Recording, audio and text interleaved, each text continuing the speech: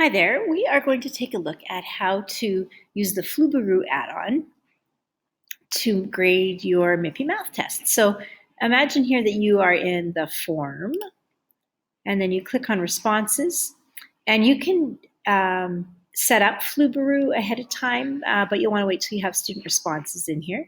You'll go ahead and you'll click on the green little plus sign that indicates that it's a spreadsheet. And then you'll want to click on create a new spreadsheet, and that will put the spreadsheet in the same folder where your Google form is. So you would just go ahead and press create. And then what happens is once your students have done the test, their answers will be within the Google form, but they will also be pushed into this spreadsheet.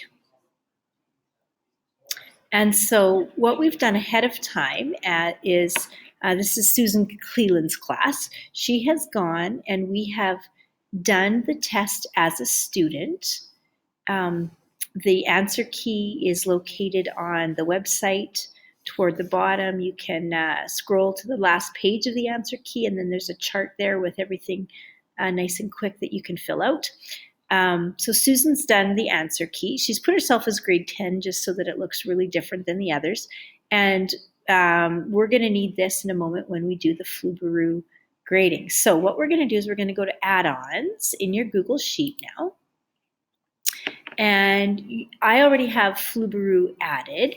If you didn't, you would go to Get Add-ons.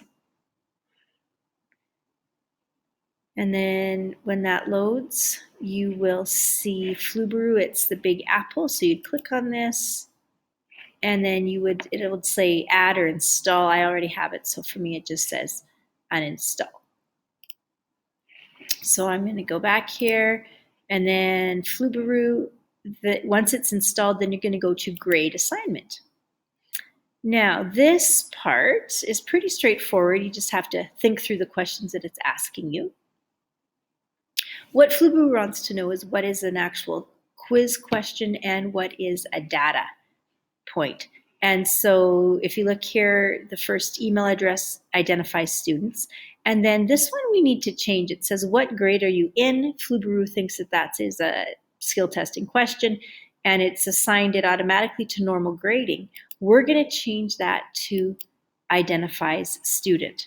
Class code is identified student. And then if you look here, question number 1, the missing number in this question sequence is. So that's where our normal grading starts. The rest are all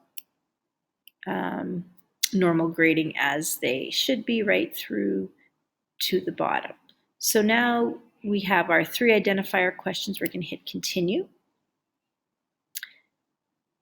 And so now Flubaroo wants me to identify which one is the answer key. Susan put her answer key in ahead of time.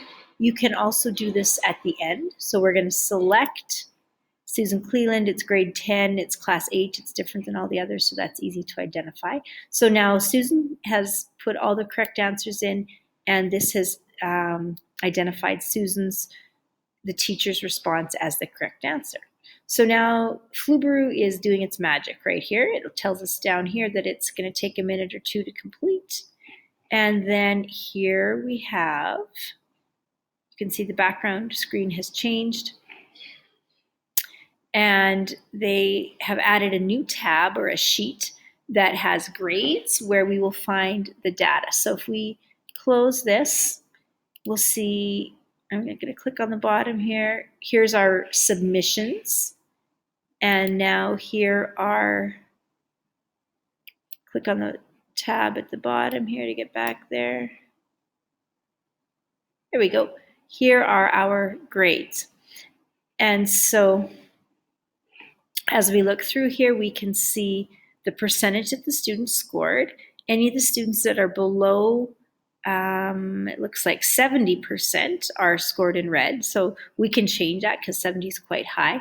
But where Flubaroo becomes really powerful is as we scroll over, oops, a little harder to do, the questions where the students scored below, I believe it's 70% as well, they show up with this tab that is orange. So the questions where the students need to do a little bit more work is showing up in an orange top there. And then if we scroll to the bottom, this shows the percentage of students that got it correct. So question number 1, 93% of students got it correct.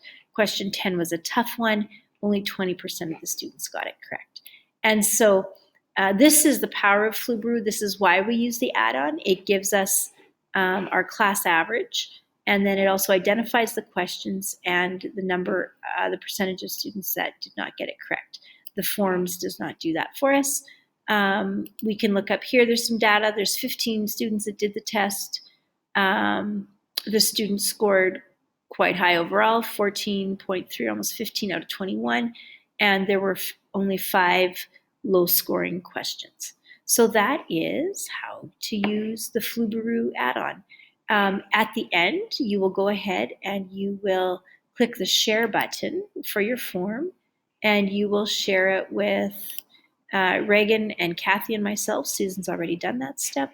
And so then we're able to take a look at that data and put that into your school's admin center, and that gives us an idea of kind of how MIPI is going across the division.